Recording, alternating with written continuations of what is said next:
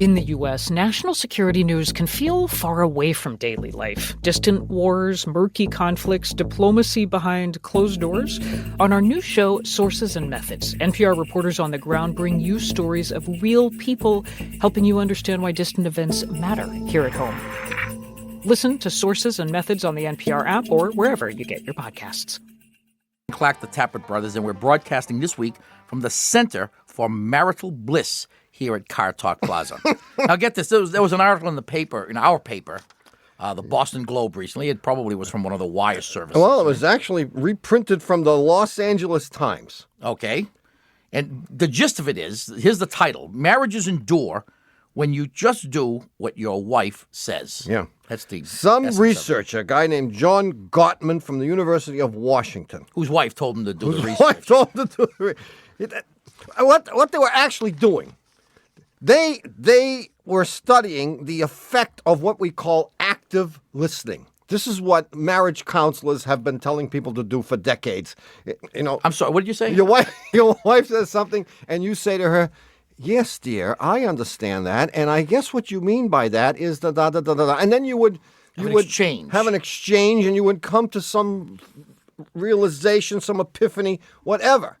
They found out that does nothing to enhance marital bliss. Instead, the only thing that works is if the wife says do something and the husband Does it? does it. Yeah. That's it. Well, from your own experience, can you tell us if this works? Well, first of all, it isn't clear because what it says is that those are the marriages which endure. Endure, yes. And so the question is, do they last forever or does it just seem like forever? That's my question. Well, it may just seem like forever. It may just seem like forever. And that's good enough. That might be good enough. I don't know. We had a call. This is a very important question. We had a call, I think it was last week, as a matter of fact, where some woman said that she always locked her car because she said, quote, "because my husband makes me." And I said, how does the husband get to be in a position where he makes her That do kind things? of power. Where does he get? I can't even get my wife to cook Does dinner. he teach a course? How do they do that? Here's my theory. The guys who make their wives do things and their wives do them Yes. are the guys who fix things around the house. No. Trust me. No, I fix That's things. not it either. I fix things around the house Yeah? as my wife tells me to. Anyway, if you would like to talk to us, the number is 1-888-CAR-TALK. That's 888-227-8255. Hello, you're on Car Talk. Hi, this is Barry from down in Tampa. Barry. Hey, how you doing? Good. You guys are terrific. Gee, how's things in Tampa? Right now, it's actually sort of dry and sunny, Cool. but that could change within the next 20 minutes or so. I guess so. Florida. Wow, you guys had some wild weather. It did. Not near you, but close. It was close to me. It was over in Orlando. All Close over. enough. Close enough. Missed me, missed my car, so I was okay. Good. So what's up, man? Speaking of my car, in fact. Really? I during one of the big rainstorms, I sort of missed where the road started and the ditch started Yeah. Uh-huh. at the edge of the road, and I managed to completely submerge the engine compartment on the car. Did you really? This is some ditch. I did. It's Florida. We have big ditches here. This is Lake Ditch. Yeah. Uh, So you actually... Were you inebriated or No. otherwise impaired? I have no good stories like that to go with it. I was on my way to do the laundry. No, you always got to have a story. You just barely hit the ditch. An alligator grabbed your tire. grabbed out and pulled you down. Oh, no, it's too late now. You It's too late probably now. didn't You even put a told. claim in. I wish I had, like I said, if I had a good story, this would all be Well, you should have called us first. more. So- Yes, So the entire front of the car is down in the ditch, and you didn't even get wet? Or you did? my feet got wet. Your feet got wet, yeah. The Okay. angle it was at, it filled up the floorboards I got it. in the car, but actually didn't get to the seat of the car. It was Yeah. steep angled. Okay, I got the right, picture. got it. I get the whole scenario. After my mechanic drained about 8 gallons of water out of everything, I actually thought it was running a little bit smoother than it had been before I doused it. Really? And he told me one of his secrets when an engine's running rough It's to sprinkle water in it. is that, he pulls off a small vacuum tube, pulls in a little bit of water. Yeah. And I was wondering if that's like something my mechanic has in his own mind or if that's true. It's a well-known fact. In fact, there are devices which you can actually buy to put water into the engine as you're driving for this and other reasons. Well, they're used primarily in diesel engines. What the water does is it helps to bust up carbon deposits. Mm-hmm. So that as you put water into the engine, it will loosen up carbon. But you wouldn't want to put it in like gallons. No, You'd the want to 8 put a gallons, mist. I think, was a little over. The 8 gallons was a lot, yeah. No, And it's very possible that there was enough moisture in the intake manifold and whatever, so that it loosened up whatever carbon was in there. And as a result, the thing did run more smoothly. Sure. A little bit. But it should all be gone by now, and you're probably back to where you were. Or whatever that was. You decarbonize it. It's running great. Well, except for the fact the alternator imploded a little later. Did it?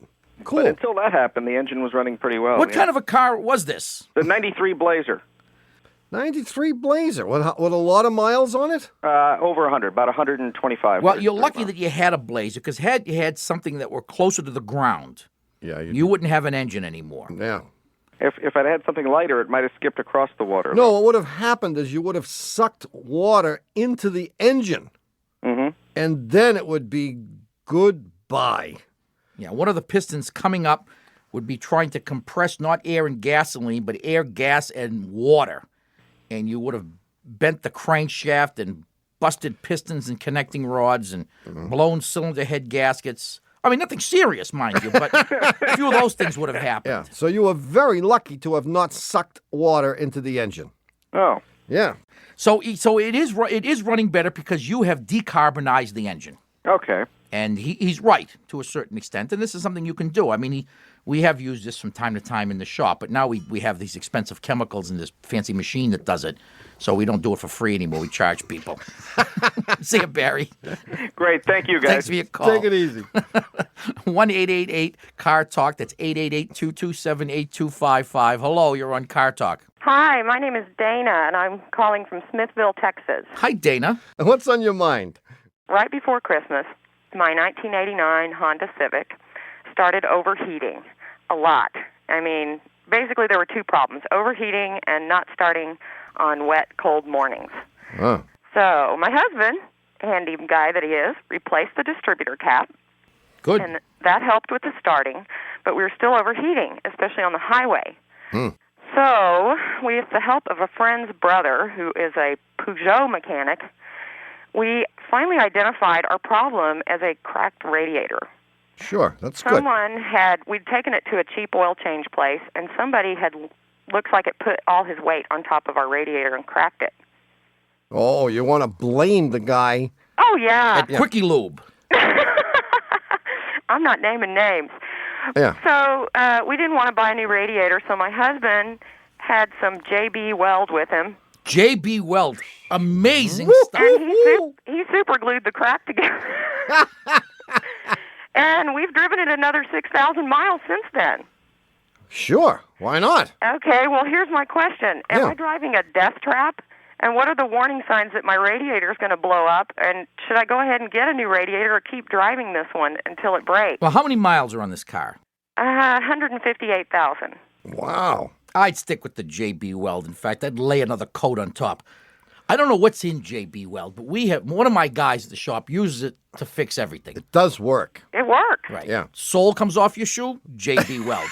Break a wrench, JB Weld. We fixed the toilet with it. Well, I mean, the worst that can happen is the weld lets go, and then you've got the same leak that you had before, and you'll overheat. And then you go buy a new radiator. Yeah, I mean, I don't think the leak is going to get worse when the weld lets go. Oh, good. So, And it's not going to be a death trap. I mean, you may get stuck someplace and you may get, descended upon by armadillos or something. But yeah, or banditos. She does live in Texas. you yeah. know. Well, yeah, I mean, this leads to my secondary, and my biggest problem is that this car is sort of approaching second car status, and we need another car. Yeah. So we're having this major debate about what is next. And my husband wants a V8 big cab, 4x4 with a flatbed trailer on the back. And I'm like, ugly? No way. I want like a foreign truck, something small, sporty, low gas mileage. But you would go for like a Toyota pickup truck. Yeah. But he says that's not big enough. Well, here's the compromise. He's going to get a T100. Wait a minute. If he said not big enough for what? Not manly enough. Not big enough for whatever. I think it's for whatever. So it's It's not a that it's macho not. thing. It's not that it's not big enough to carry the 25 tons of manure that we have to haul back and forth. It's just not big enough. Period. Because it's got to be big. Right.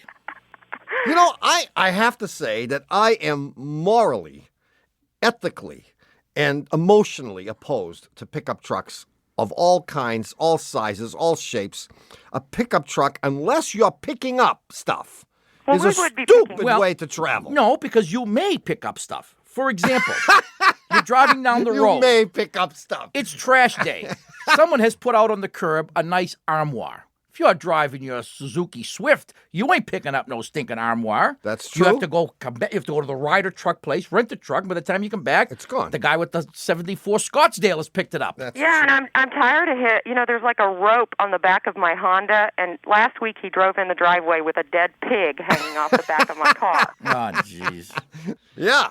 So I would suggest a T100. T100 is a compromise. Okay. It's not one of those. It's not the little truck, and it's not as big as a monster truck. I don't agree with anyone who wants to buy a manly, ridiculous pickup truck. But in this case, I have this feeling, unencumbered by the thought process, I have this feeling that this is very important, and I wouldn't fight it if I were you. Well, I do respect instinct. Yeah, well, I got it, man. That's all he's got. That's all I'm Yeah, working in on. fact, I got a note the other day from someone that said, your brother's comments are always insightful. INCITE.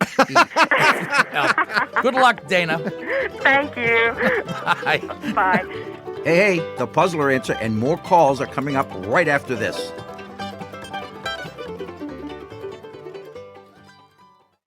For world-renowned cellist Joshua Roman, long COVID caused an identity crisis. That was probably the lowest point. No confidence in my ability to recover. Crisis of faith about what music meant. On the TED Radio Hour, how he found his way back to music and a new sense of self. Listen on the NPR app or wherever you get your podcasts. Hi, we're back. You're listening to Car Talk with us, Click and Clack, the Tappet Brothers. And here's the answer to last week's puzzler, which we haven't even discussed up until this point. Usually, Right, there's a usually you little say, I'm going to intro. give you the answer. I'm pretty remember soon, the puzzler? Do you remember? This way, bingo. do you remember? Why diddle around? Why beat around the bush? You got the answer to the puzzle. Just tell us what the heck it is and stop with all the nonsense. Okay. Well, anyway, this was sent I've to been us. reading Susan Powder's book. Stop already. Is that what it's called? Stop the insanity. Stop the already. Yeah, already. This was sent to us via cyberspace from Roy Richard, and he writes, and I quote, Oh, this one. I remember this one.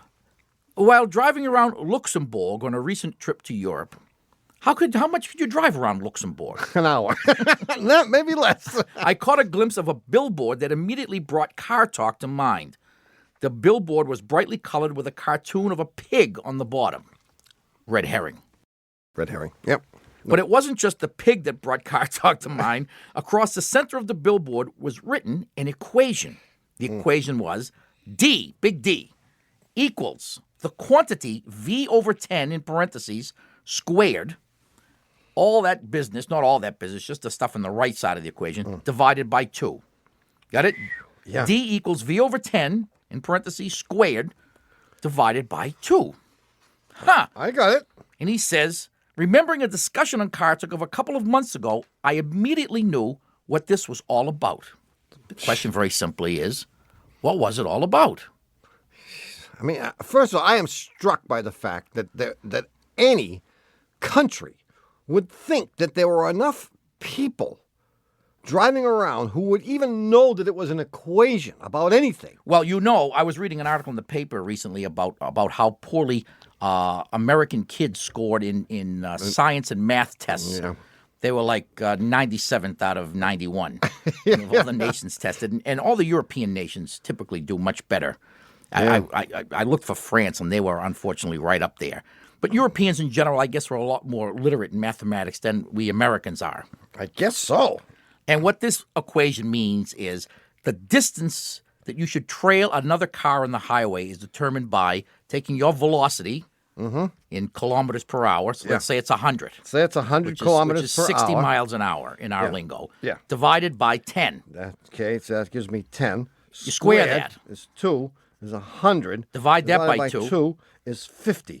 Yeah. So if of course, the units are all wrong, but that's all right. That's all right. But it means if I were driving at 100 kilometers per hour, which is 60 miles per hour, I should be 50 meters or 150 feet, Roughly. behind the car in front of me. There you go. Cute, huh? Wow. All right, what's the equation? You remember it? D equals V over 10 squared, all over 2. Because by most people were trying to do the math, they'd crash into the guy. Hey, who's our winner anyway? We have Winner. a fabulous prize, and who got it, Tommy? The winner is from Luxembourg, someone named Diane Swan from Easton, E-E-S-T-O-N, not Eastern, but Easton, Maryland, and for having her correct answer chosen at random from among the thousands of right answers that we got this week, Diane is going to get one of our 10th anniversary Car Talk t-shirts that says Car Talk celebrating 10 years of bad car advice. She's going to get that in And the don't mail forget, any Diane, month. it's the spring cleaning is coming up, and these are great to do your windows. Oh, and for cleaning the car? These are lint-free. Lint-free? Yeah, you wash the car down and you wipe it off with, There you go. with this t-shirt. Anyway, It's about the only thing that's good. we'll have a brand new semi-automotive puzzler coming up in the third half of today's show, so don't touch that dial. Are we in the meantime- second half yet? No. Not really. Not yet. No. Don't touch that dial. In the meantime, we'll take your calls at 1-888-CAR-TALK. That's 888-227-8255. Hello, you're on Car Talk. Hello, Tom and Ray. Yeah. Yeah. This is Norm. I live in Incline Village, Nevada. Incline. I've been to Incline Village. It's near like Reno, right? It's on the Tahoe. north shore of Lake Tahoe. Yeah. As you're leaving California, that's the first town you come to. That's right. Yeah. Yeah. It's Now, up let there, me guess. snow Let me just country. guess here. Is I'm it sorry, on what? like a hill, this town? Not really. No. Isn't that where Ben Cartwright lived? Yeah, he used to live down the street from me. That's what I thought. Anyway, Norm, what's up?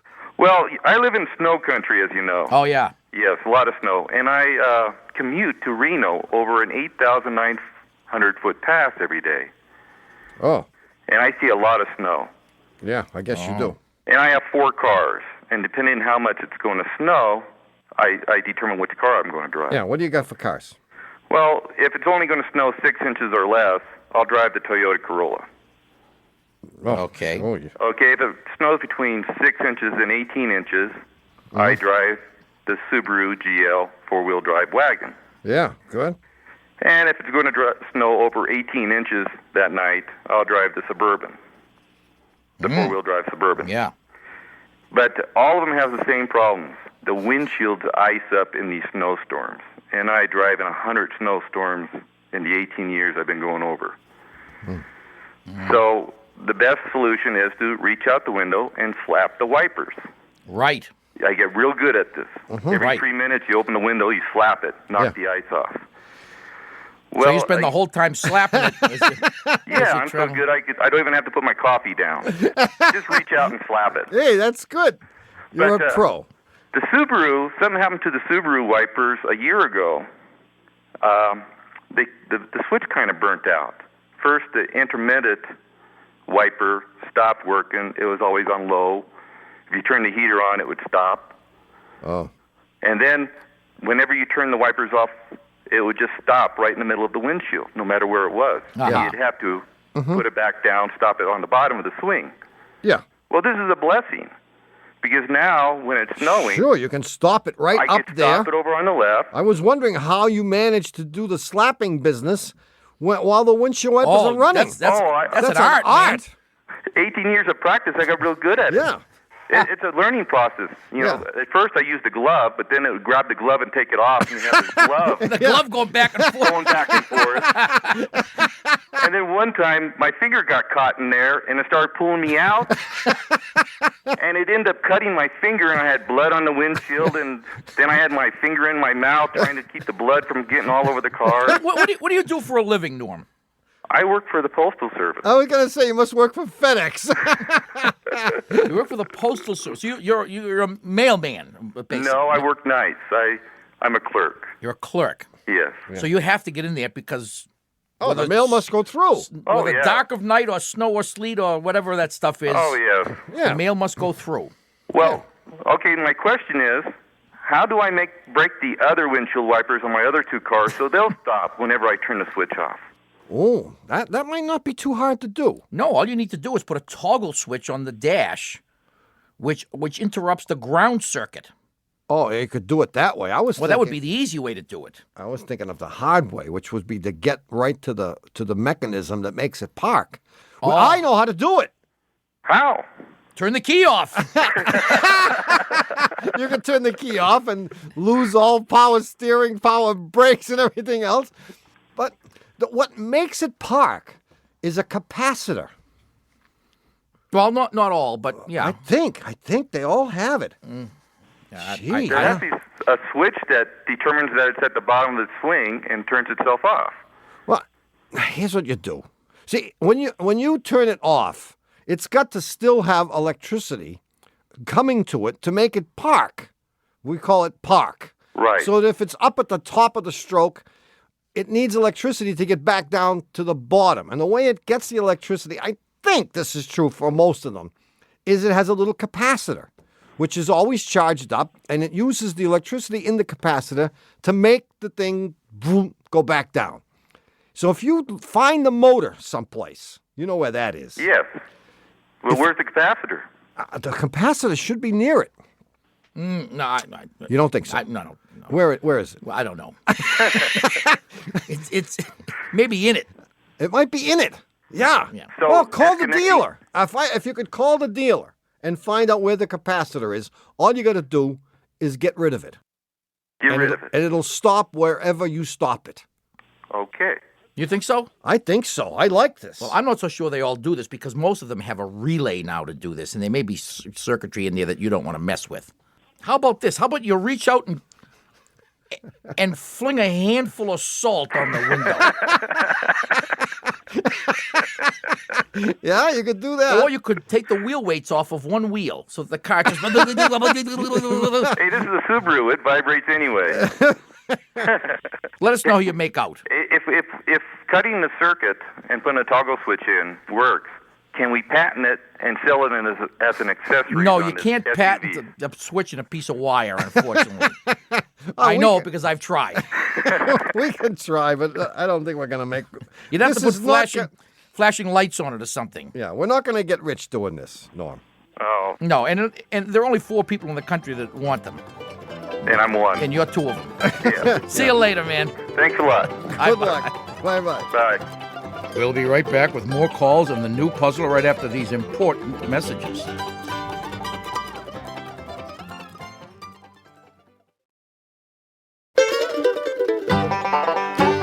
We're back. You're listening to Car Talk with us, Click and Clack, the Tapper Brothers, and we're here to discuss cars, car repair, and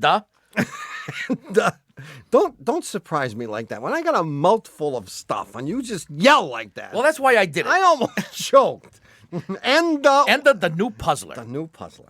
Which you said would be semi-automotive. I remember. See, you thought. Well, I here it wasn't is. I'll paying try to attention. make it brief because I think it has the potential to be rather lengthy. Oh, okay. So get right into it. Long ago. Don't let anything stop No, you. I mean, won't. don't be interrupted. No, I Just- won't. Just get into it and just go right to the end without stopping. I will. Long Tell ago. us what the question. Long ago in a galaxy far away. Yeah. A Ford galaxy, that is. Our pal Krusty was driving to what was to be his wedding ceremony up in the wilds of Maine. He's driving along this lonely, unimproved, as they call it, country road. Got it. Euphemism for dirt and potholes. Yeah. And while driving along, he drifts into a state of euphoria. Euphoria is right on the border of Maine, right between Maine and New And Hampshire. Incline Village. And he drifts into this state of euphoria, thinking about the marital bliss that awaits him. At least the 2 He was weeks. of it. terrified, in other words. At least the 2 weeks until she figures out he doesn't bathe. So there he is. He's driving along and he's daydreaming and in this state of euphoria, and he hits a rock in the road, a big rock. It tears open his gas tank. Oh, huge gash. He gets out of the car, runs to the back, and says, "Oh, fudge!" And he realizes that the gasoline is pouring out at such a rate that he's never going to make it to the wedding. And he knows if he doesn't make it, she's not going to hang around because he's what? Yeah. A loser. And he doesn't know how he hooked her in the first place. So if he doesn't get there on time, he's done She's for. going to have that extra 2 minutes to think about it, and she's out of there. She's out of there, exactly. So he opens the trunk to figure out some way to get himself out of this problem. He starts pulling out. He's got like another transmission in there, starter motor, raccoon coat with the raccoon still in it. And there's nothing. His tool kit. And he just stands there and he looks down again. He sees the gas pouring out and he realizes that in 5 minutes he's going to be done for. Absolutely done for. Yeah. He runs to the front of the car, throws open the hood, and with a few tools in his hand, in a few minutes, maybe even less, maybe a minute, yanks something out from under the hood. A minute later, he's driving away and makes it to the wedding on time. Now, he didn't yank out the fuel pump, nor did he yank out the carburetor. Those are 2 hints. But he yanked out something, evidently maybe used this. I don't need to give any further hints, do I? No. You don't have to get it. Suffice it to say, he opens the hood, he yanks out something. He removes a part. And a few minutes later, he's on his way. He closes the hood. Yeah. And drives away and makes it to the church. Well, that's a big hint. He does not go back to the gas tank. I didn't say that. You said he closes the hood. No, he yanks something out from under the hood. Yeah. And in a few minutes' time. Yeah. I didn't tell you what he did with that few minutes. Okay, that's what I wanted to know. And in a few minutes' time. He's driving away. He's closed the hood. Yeah. And he drives away and makes it to the wedding on time. Therefore, today there is a Mrs. Krusty, and there wouldn't have otherwise it only lasted 2 weeks.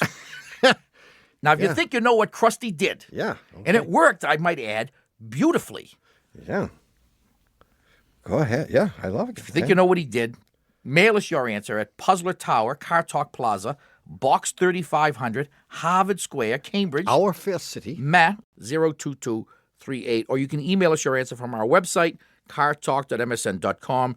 Just click on the Talk to Car Talk section. And if we choose your correct answer from among, if we choose your correct answer at random from among all the correct answers, you'll get one of our new Car Talk t-shirts featuring the slogan, celebrating 10 years of bad car advice. Hey, you know what it's time for? Time to appeal the death sentence the AARP gave you? No. It's time to play Stump the Chumps.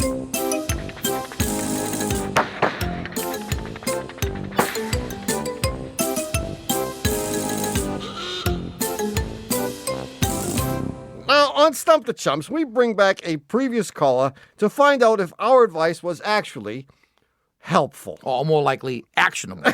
So who's this week's chump stumper anyway? The contestant today is Ellen from New York City, and Ellen has the honor of being the first ever repeat Stump the Chumps contestant.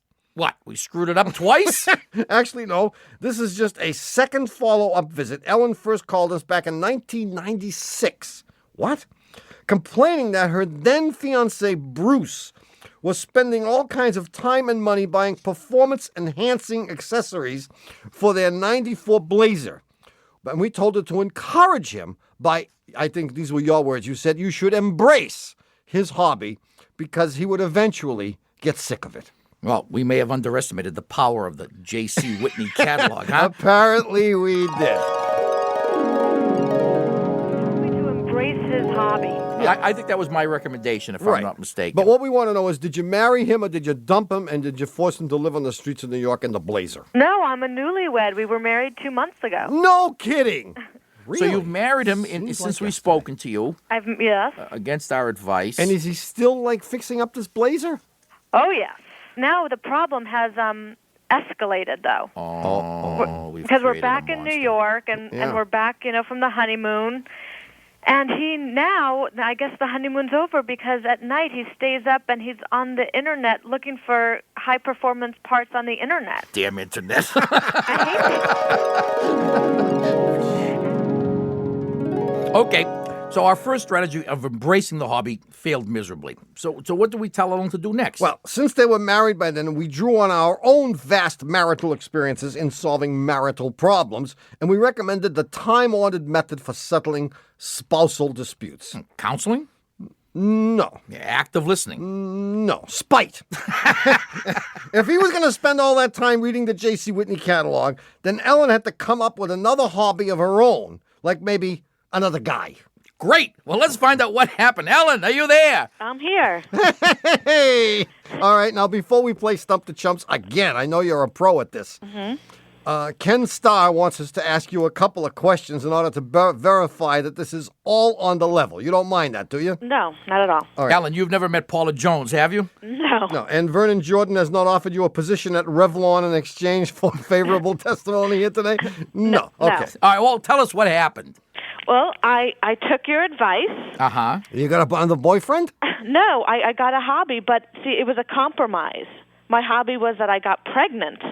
Oh. That'll show him. But it was very clever. Your advice was very clever, and my hobby was clever because there are so many gadgets for babies. Oh. That his attention has now, it hasn't gone away from the car, but it has now turned its way over to all the baby gear.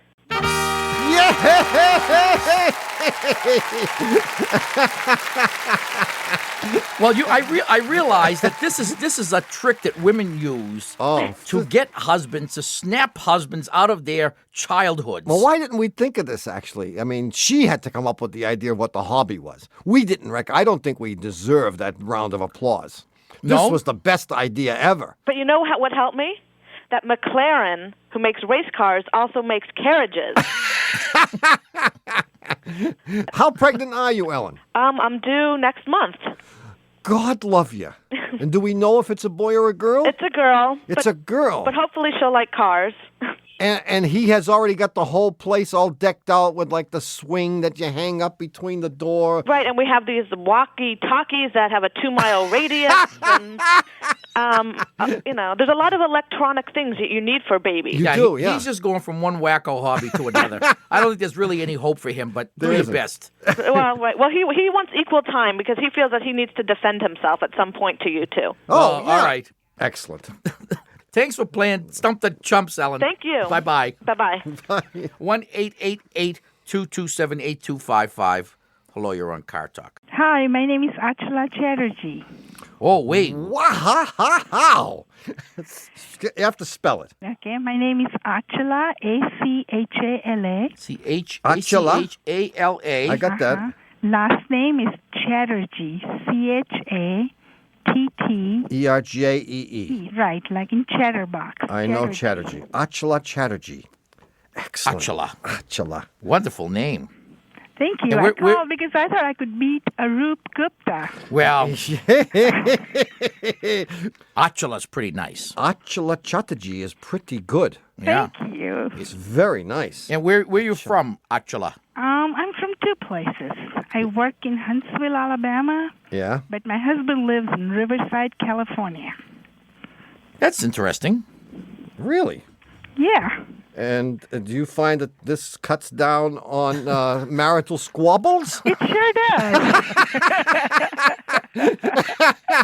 It sure does help. But how do you manage? Is he in some kind of federal penitentiary? Or you say he's working. What is he doing? Making license plates? No, I work for the Army.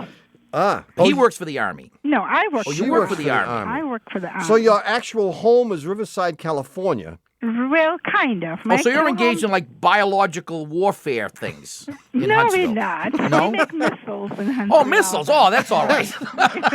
Anyway, well- I'm sure you called with some serious automotive problem. And I have a 95 Toyota Avalon. Nice car. And it's a real nice car, but my husband gets to use it because it's in Riverside, California. Yeah. And we have a house in Riverside, California, too, that has a real steep driveway. Yeah. So when we leave the garage and go up the driveway, the bottom of the car kind of scrapes on the driveway. Yeah. And my husband has perfected this, kind of semi-perfected a technique where he'll make a sharp right turn right at the top. Yeah. And then about 90% of the time he doesn't scrape it. I almost always scrape it at the bottom. Yeah. Well, eventually, what's being scraped will get scraped off. It will be and gone. It won't hit anymore. I mean, what could be hitting? There's not much back there. The muffler, the tailpipe. It's part of the exhaust system that's hitting, or maybe even the bumper. It's the exhaust system that's hitting, I think. Don't even worry about it. Not worry about it? Ah. I thought I could put a bigger tire on it or put something that'll make my car rise up or something. Jeez. I mean, first of all, you really shouldn't worry about it. But if you are concerned about it, I would have one person stand at the end of the driveway while the other person backs the car up so you can precisely determine what it is that's hitting. Okay. And then take a hammer and put a professional's type dent into this thing so that it will no longer hit, and then forget about it completely. Well, it may be that a large part of the muffler is hitting, in which case you've got to do something. Well, if it's a really steep thing, I would think that something at the very back of the car is what's hitting, and the thing that's the furthest back in the car is the end of the tailpipe. And then hardly worth But that's not the piece closest to the ground. The tailpipe comes out of the middle of the muffler. The piece closest to the ground is the body of the muffler itself, and that's what's hitting. You can try to cave that in with some scientific blows. Would that affect working of the muffler? Not really. I mean, you're doing that anyway. Yeah. Yeah, I mean, Isn't there something less drastic? well, you know, I back can in the do? old days when cars had like normal suspensions, you could put in load leveler shocks, which had an extra coil spring, and you could raise the butt end up. You could put in air shocks. You could put in what are those doobers that we used to stick in the springs when the springs would collapse? Yeah. Spring savers or whatever. Spacers. Yeah. But you can't do any of that to this car, really. No. I mean, you could put a larger tire on it. That's your only hope. But it won't. Yeah, but then the tires will probably start hitting the fender well. So here's the solution. We need a picture of the driveway. Okay, I'll send it to you. Yeah. I'll send you the And picture of preferably the a picture with the car just hitting. A close-up of whatever it is that's hitting, and we'll come back with a detailed drawing explaining how to fix it. Okay, I'll do that. This is a new service that we provide here on the show as of... We don't know what to call it yet, but right now. We're providing it. Okay, I'll mail those to you as soon as I get to Riverside right. this weekend.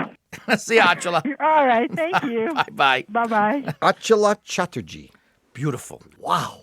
Well, it's happened again. You vaporized yet another hour listening to Car Talk. Our esteemed producer is Doug the Subway Fugitive, not a slave to fashion Berman. Our associate producer and Dean of the College of Automusicology is Ken Babyface Rogers.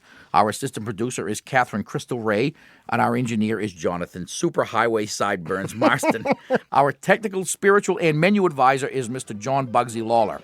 Our public opinion pollster is Paul Murky of Murky Research, assisted by statistician Marge Inovera. Our director of new product repair is Warren T. Myfoot, assisted by our customer care representative, Haywood Jabussoff. Our staff butler from the Car Talk Mumbai division is Mahatma Kote, and our director of desert food supplies is Sandy Berger. Our junkyard manager is Ricardo Desmontalbon. Our director of moral support is Hugh DeMann. And our Leo Tolstoy biographer is Warren Peace, author of Leo Tolstoy by Warren Peace. Insurance is provided by CFI Care, whose motto is, got a problem? CFI Care. Our chief counsel from the law firm of Dewey, Cheatham & Howe is Hugh Lewis Dewey, known among the unemployed astronomy majors in Harvard Square as Huey Louie Dewey. Thanks so much for listening. We're Click and Clack. The Tappert Brothers don't drive like my brother, or needless to say almost, my sister. Don't drive like my brother, and especially like my sister. We'll be back next week. We hope. Bye-bye. And now, with a very important announcement, here is Car Talk Plaza's chief mechanic, Mr. Vinny Boombas. Hey, thanks. Now, if you want a copy of this week's Car Talk show, which is number 10, the number is 1-888-CAR-JUNK. And if someone wanted other Car Talk things, you know, like the CDs, the T-shirts, would they call that very same number, Vinny, 888-CAR-JUNK? No, you'd call Kofi Anna. He's got lots of time, you dope. Of course you call the same number, 888-CAR-JUNK, or you can get stuff through the online Shameless Commerce division at cardtalk.msn.com. Vinny, have you been practicing those restful visualizations I told you about? Serenity now!